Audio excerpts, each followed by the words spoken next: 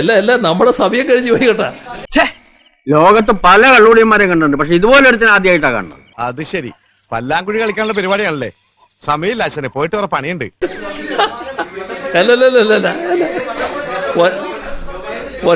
അല്ല ഒറ്റ ചോദ്യം രാജേര, ഇയാൾ തന്നെ അമ്മാവനാണെങ്കിലും ഡീസന്റ് മാനോ ഇൻഡീസന്റ് ബിഹേവിയർ ഇന്ന് ഇവിടെ അവസാനിപ്പിച്ചില്ലെങ്കിൽ നാട്ടുകാരായ ഞങ്ങൾ കൈവയ്ക്കേണ്ടി വയ്ക്കണ്ട്. ഇത് വടി കൊടുത്ത് അടി വാങ്ങുന്ന പരിപാടിയാണല്ലോ ബാബു.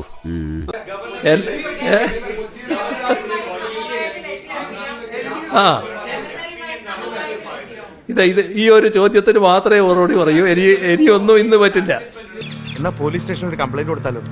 ഈ എല്ലാ അഡ്ജസ്റ്റ്മെന്റിനെ പറ്റി പറഞ്ഞത് കൊണ്ട് അതിനെപ്പറ്റി മാത്രം ഒരു ഉത്തരം പറയാ. ബാക്കി എല്ലാ കാര്യങ്ങളും നമുക്ക് മാറ്റിവെക്കാം. അല്ല, എന്താ നിങ്ങളുടെ ഉദ്ദേശം? ശബ്ദം കനപ്പിച്ച് എന്താ നിങ്ങളുടെ ഉദ്ദേശം? ഇവിടെ സംഭവിച്ചത് എന്താ?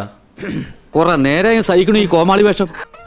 എന്താ എന്റെ ഉദ്ദേശം? സുപ്രീം കോടതിയിലുള്ള കേസിൽ സുപ്രീം കോടതി പറഞ്ഞു ഇതുമായി ബന്ധപ്പെട്ട് മുഖ്യമന്ത്രി ഒരു പാനൽ നൽകണം. ആ കേസിന്റെ ഭാഗമായി വന്നു, പിന്നെ എന്റെ മുമ്പിലെത്തി. ഇനി എന്താ പ്രതിവിധി? ഇപ്പൊ പറയാം. ശുക്രൻ ഞാനത് പരിശോധിച്ചു, പേരുകൾ ഗവർണർക്ക് സമർപ്പിച്ചു. ഇനി അതുമ്മ കയറി കിടന്ന് തൂങ്ങിയിട്ട് ഗാന്ധിജി ഒന്നും വന്നിക്കണ്ട. 2 തവണ ഗവർണർ എന്നെ വിളിക്കുകയാണ്. ഞാൻ കുളിക്കുന്ന സമയമാണ്, അതുകൊണ്ട് ഫോൺ എടുക്കാൻ പറ്റുന്നില്ല. അങ്ങനെ തലയാട്ടിയ പോലെ ഞാൻ കൂടി ബോധ്യപ്പെടണം. പക്ഷെ 1 തവണയല്ല 2 തവണ അദ്ദേഹം വിളിച്ചു. ചട്ടമ്പിയായി ജനിച്ചു പോയില്ലേ, ഓടാൻ പറ്റുമോ? പലപ്പോഴായിട്ട് ഓടിയിട്ടുള്ളല്ലേ, പിന്നെന്താ? അത് കഴിഞ്ഞതിന് ശേഷം വീട്ടിൽ നിന്ന് പറഞ്ഞു ഇങ്ങനെ വിളിച്ചിരുന്നു എന്ന് പറഞ്ഞു.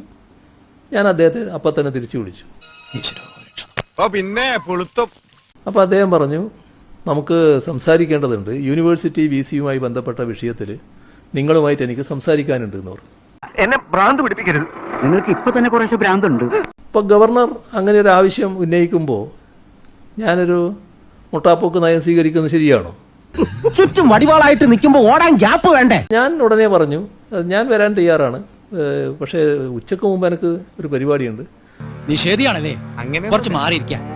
ഉച്ചക്ക് മുൻപ് എനിക്കും പരിപാടിയുണ്ട്, ഉച്ചക്ക് ശേഷം കണ്ടാൽ മതി എന്ന് പറഞ്ഞു. അങ്ങനെ ഉച്ചക്ക് ശേഷം ഞാൻ പോയി കണ്ടു.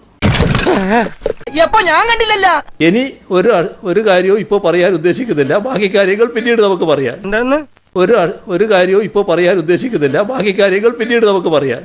അതെ, ഞങ്ങൾ ചോറ് തന്നെ കൊണ്ടുവന്നേ. പൊട്ടന്മാര്.